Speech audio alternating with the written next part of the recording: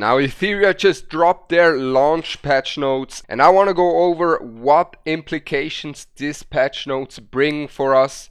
In what way will PvE and PvP be affected through this launch patch, because they will be heavily affected. And I'm gonna go over this in this quick rundown, as it is, they have some balls to drop such a massive patch for the launch. And I will also give you some ideas for RTA as well, what I think is gonna be super high value, so stay tuned for that. Gonna be going all over it in this video. So first up, we have the launch patch, right? We have the new Animus, Mio.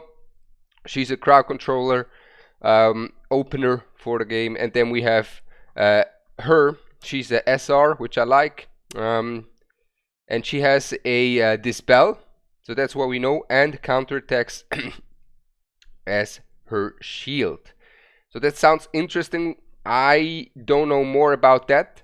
I think she's going to be very interesting to see, but I think she and Mio, they're a different topic, right? They're new units. Now first up, Union Front. Rally Union members to become the strongest Union in the game. So we got some guild wars. Once the Union reaches level 6, Union Front will be unlocked starting approximately 2 weeks after Etheria's launch. So 2 weeks after the launch, after people had a little bit of time to build up their rosters, farm a little bit here and there, it will be unlocked. You will be matched with unions to complete launching simulated attack, which against each other's defenses, earn cooperative battle points. So yeah, it's just guild wars. Very interested in to see how they're gonna do it. Big fan of it. Now if we take a look here, it seems like it's is it multiple guilds here, not just 2? So it could be that you just want to capture as many points as possible and hold them down during the guild wars. Then we got some shell story, just some mini game event, nothing crazy. Then we got some skins for your Choku, and we have new system features and key adjustments. This is where we're getting slowly but surely to good stuff. So we already know that pity reduced to 80. People will get their vouchers. Then arena for the 15 days will be server only, so you will only be matched against people from your own server. Added ban protection mechanism for summit arena matches where both players are above. Okay. Enabling pre-ban of 1 Animus and ban protection for the 3rd Animus. That's very, very important, guys. That's very important for how you draft, and this is a big buff for a few certain units that need a little setup, especially that ban protection. I will go over them as they got buffed as well. Then added attribute bonuses for Animus Ascension. Okay, preview, that's good. Then we have hold up, let me see. Yeah, the vouchers, we have region, and the big part is the RTA. So preview for Animus Ascension is good. Extra settlement rules, language, turns time, level display, bunch of quality of life stuff, sharing function, keyboard layout for French keyboards. I heard that's a big thing. French community is quite big in Etheria. Shout out to all the French viewers out there. Salut, ça va? Et toi? My French is not good, please don't judge me, okay? Je ne comprends pas. But let's continue. So, added dynamic avatar frames and pre-registration avatar frames for the public test. Added avatar for select Animus units to the name card feature. Added configuration for hidden style. Wardrobe, Choku ring outfits. Optimized the character model effects for Veronica. Adjusted the acquisition method for Messiah, Pale Horizon skin. Adjusted the model for protagonist cozy outfit. Adjusted the visual design of the wardrobe card faces. Adjusted pricing of select skins in wardrobe. Next up, combat and balance adjustment. So they go over here that they have done quite a few combat and challenge adjustments, and the first one is a big one actually, and this is this one. So this means you cannot just have your openers at level 1 and be like, yeah, I'll just get them a bunch of speed. That's not how it works. They of course want you to level more units, extend the time you need to level all the units, you know, for the gameplay loop. That's just how gachas work, and that's why they gave a bigger reason to ascend characters to 6 stars, all characters to 6 stars that you want to use for RTA purposes, for PvE purposes and stuff, because you will get, right, anonymous units ascended to 5 stars and 6 stars will each gain an additional 5 points to their base speed attribute. So more speed, you need to level these units up if you want to use them properly, especially if you're a speed player, if you're having an opener, right? If you're playing with an opener. Improved some stability. And here are the buffs and nerfs. So first up we have Grim Reaper Chloros buffs, and these are very interesting buffs, because if you look at it, right, he is already the king of single target sustained DPS, but in terms of single target burst, Ditting is overpowering him. Rilmoka, Born, Messiah, Rosa, Victor, right, where is he? He's at 54%, so he will have more single target burst and possibly more RTA viability. While PvE, he is already very strong, very underrated in PvE already. If you go take a look at here, sustained damage, you can clearly see he's insanely strong, especially because people be like, oh well, you know, you just one rotate this boss and you one rotate this boss. Well, that's only if you have insane gear. If you have not that insane gear, someone who can actually ramp up during the fight and deal insane amounts of damage like Chloros can help you a lot against these bosses. He's been one of the first units that was used for infernal stages, for some of the infernal stages, because he just can ramp up that drastically and deal insane damage, and he got even more damage now. Now that I'm not sure why. So that's gonna be interesting to see. I think in very strong PvE unit. PvE, you can make use of him if you build, if you draft correctly, if you build him correctly. But this is gonna be something I will go over in the tier list, where I go exactly how you want to draft around these units and stuff. Then we have Veronica, massive buff for Veronica, guys. Veronica was a deadbeat unit. She was a deadbeat unit during the last beta test, because they nerfed her drastically from the previous beta, because she was broken back then, and now she's basically the same as she was in the previous beta, just without the damage, just without the having that much damage. So she has that 80% chance to steal all of the target's buffs. 80% chance, make it 90 if you have accuracy, you know, you get me. And then she has a 100% chance, this is the big one, to spread all of her buffs to all allies, and additionally apply Soulborn. So she has a 100% chance to steal buffs, which automatically bumps her up. If your opponent plays Hellkit, for example, he gives his team a massive shield, you're like, you know what, I want that shield too.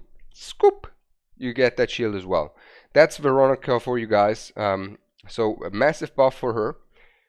Then we have Mia getting her skill 2 cooldown reduced to 4, which is nice, and her heals are going to be slightly increased from 25 to 30%, or slightly, quite a good increase. Then Xiada. Xiada is on a similar to Chloros, in a way where she is ramping up hard during the fight, but for the ramp up she needs some time. Now I would have preferred if they would have made her ramp up maybe a bit faster, that she can ramp up a bit faster, that she's a bit easier to draft in RTA, instead of giving her more damage, because once she is at her 3 souls, for people that don't know how Xiada works, basically for each 3 buffs she gets in her passive like a spirit fire, just imagine a spirit, an orb flying around her, and this can go up to 3 times, up to 3 orbs she can get. And for each orb, her cooldown of her ultimate gets reduced, and her damage and crit damage gets increased, her attack gets increased.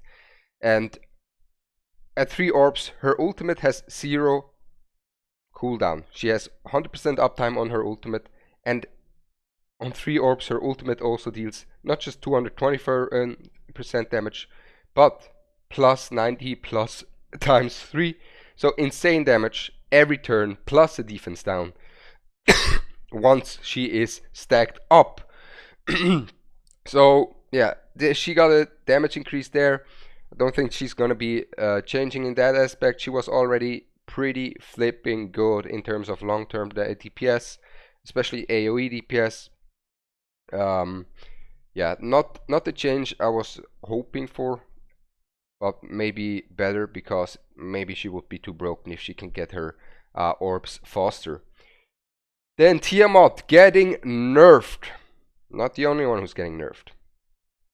When she enters her demon form, she only recovers 10% HP instead of 30, and she will receive only 3% increased healing instead of 4% increased healing for her bloodbath stacks, which is quite a big difference to consider. So keep that in mind. So Tiamat, massive changes there. Is she still gonna be a meta in PvP?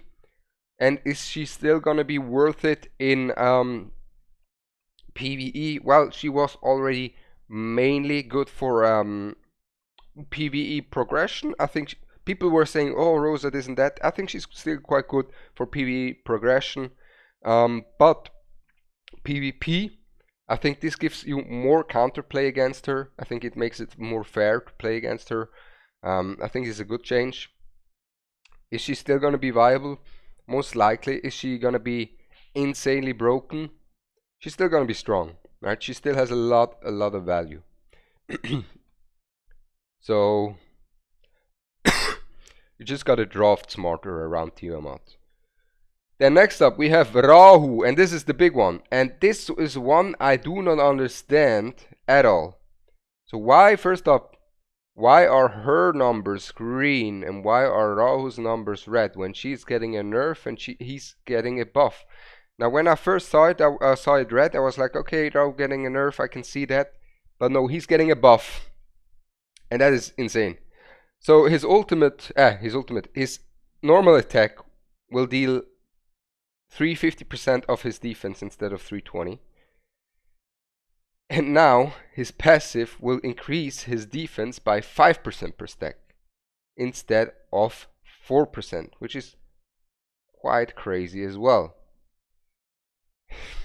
And then on top of that, his passive will give you at 8 stacks and above, for every 4% higher than the target's defense, 30 instead of 30% up to 40% more damage on his basic attack.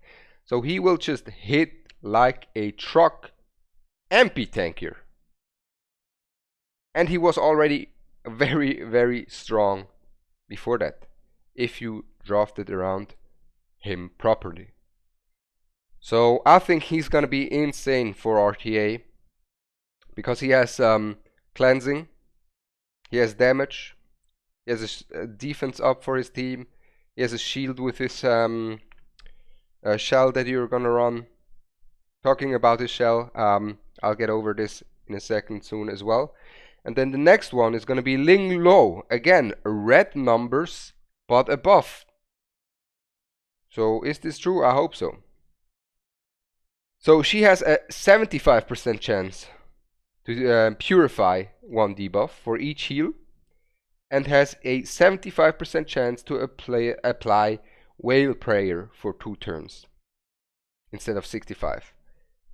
Another insane change. Ling Luo is probably one of the highest priority picks, in my opinion, going to be in RTA, considering a few of these changes, because you really want a cleanser. And spoiler alert, Sanya is gonna get a nerf. So then we have Rosa.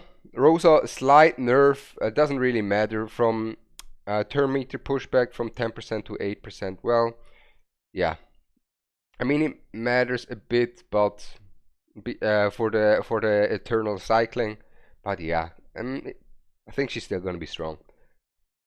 Then we have Born. Again, Born red numbers getting a buff.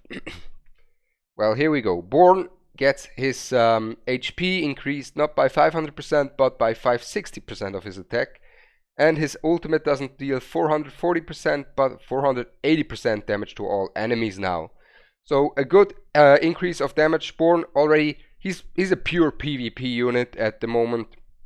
I just don't see his PvE value. I tried him in PvE, didn't perform as well as some others, because he is a one-trick pony and that is his ultimate, right? He has his ultimate and that's it. And they buffed his ultimate here because they saw the numbers. The thing is, these numbers, right, they have some other things that you need to consider here, and that is crit buffs and everything. So Born is super tanky and his ultimate hits hard, even harder now. I think Born is going to be a super good AoE DPS for RTA in short-term combat, because in sustained fights, if you're out of his ultimate, he doesn't scale in the fight, but his ultimate hits hard. His ultimate hits super hard, and you can just use the shell to get the 2 ultimates out, and you're gonna be in a very good spot. Then Lilith getting her damage increased as well on her S2. Pretty solid. I think Lilith is a late pick in RTA, and in PvP she has some use cases. But yeah, I think she's kind of underrated in RTA, not gonna lie. I think she has high potential. Then Kloss. Kloss basically just got her speed down from her hack debuff, her personal debuff removed. Seemed too broken to have that, because you can stack that with another speed down and people will be stunned for eternity. They will never have a turn. And then she will, this one right here, and speed down for 2 turns. So what does that mean? Does that mean that now she gets additionally on her ultimate a speed down, because she doesn't get the speed down on her hacking process, right? At least that's what I assume that this means. So Kloss, quite a strong unit. Keep in mind, Kloss's base speed is insanely high. Then we have Freya. Now Freya basically gets a 70% chance to push back a turn meter. So yeah, a little bit of a nerf here. I think Freya is very highly rated, but I'm not sure if she deserves that high rating. Yeah, I mean, she's good for PvE, still gonna be great.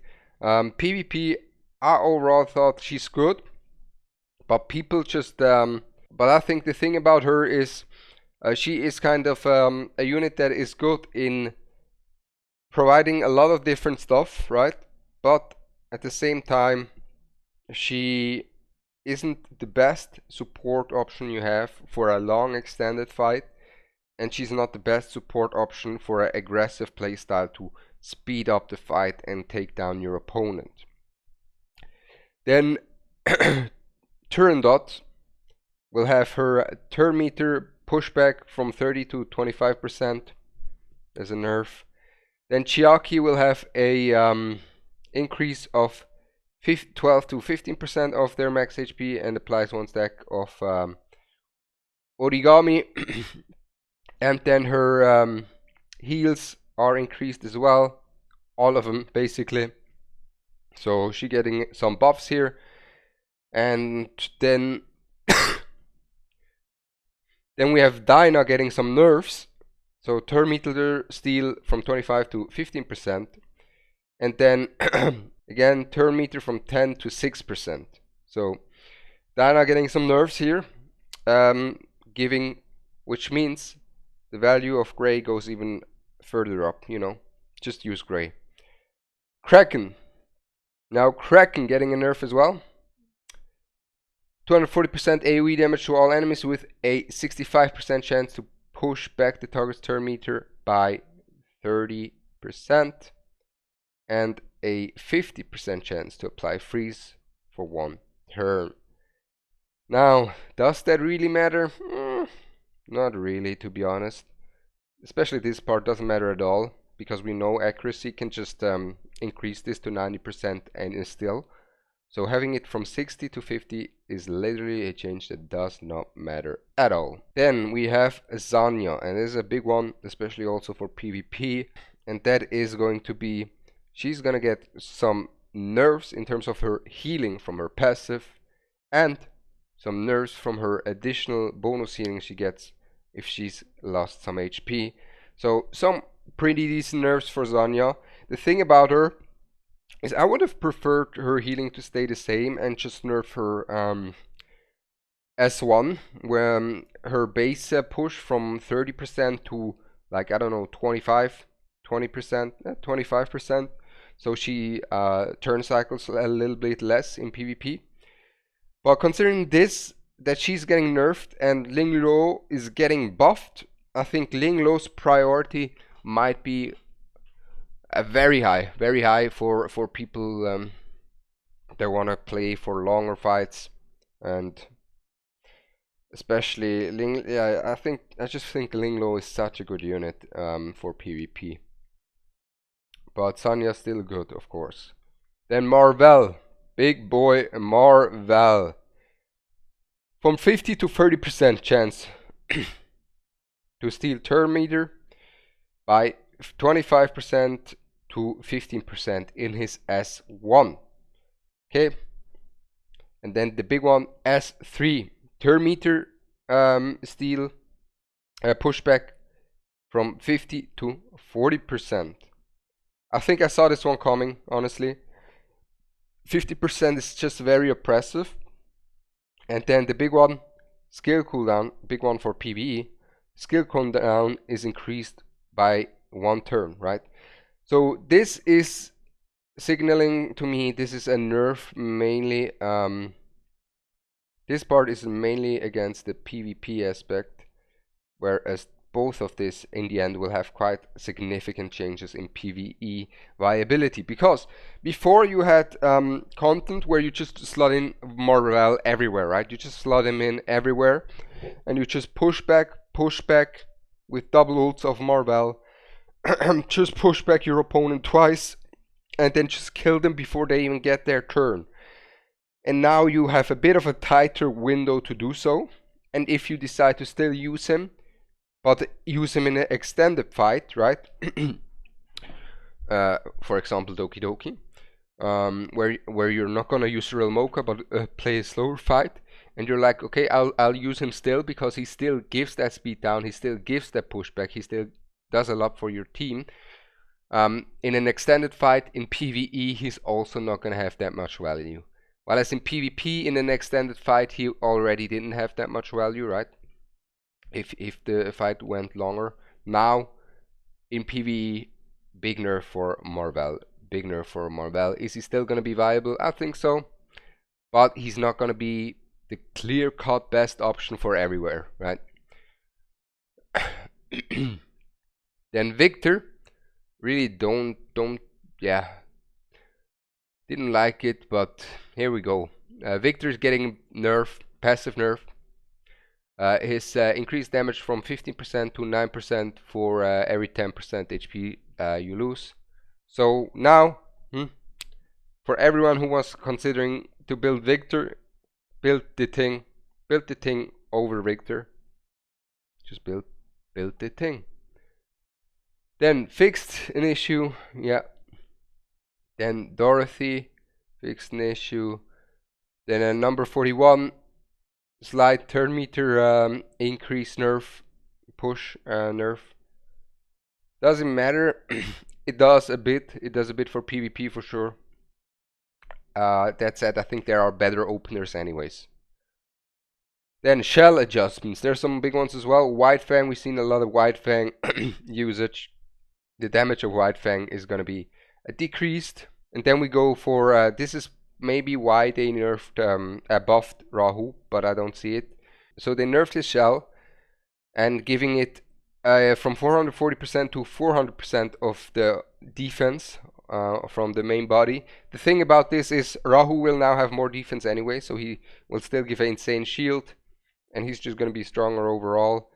I think, yeah.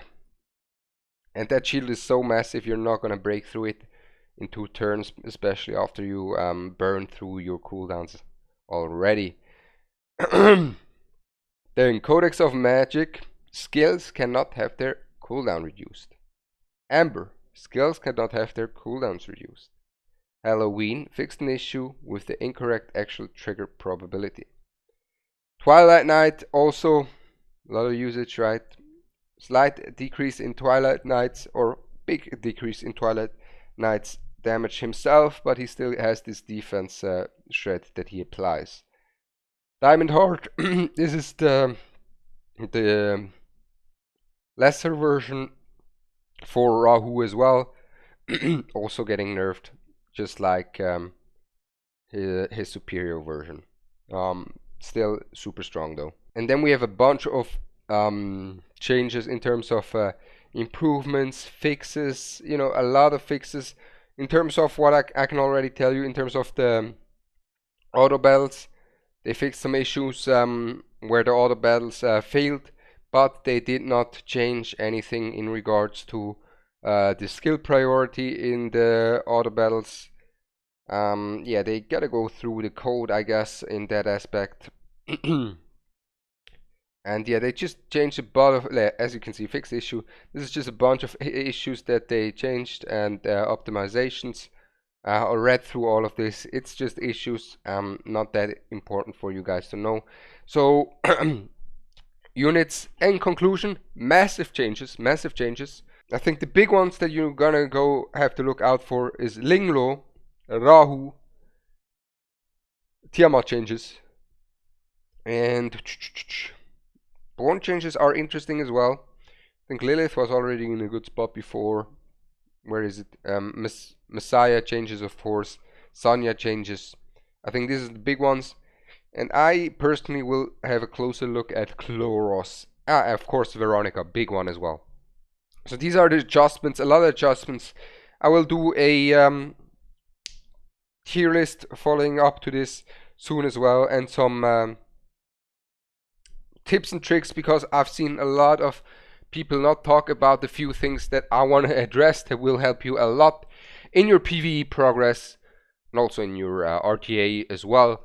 With that said, I wish you a blessed summons, blessed start in Etheria, and make sure to like and subscribe, as word in the streets is, if you subscribe to Ronnie Plays, your gacha luck, your pull luck will be increased by 150%, limited time right here. Make sure to subscribe. I'm Ronnie and I'm out. Peace.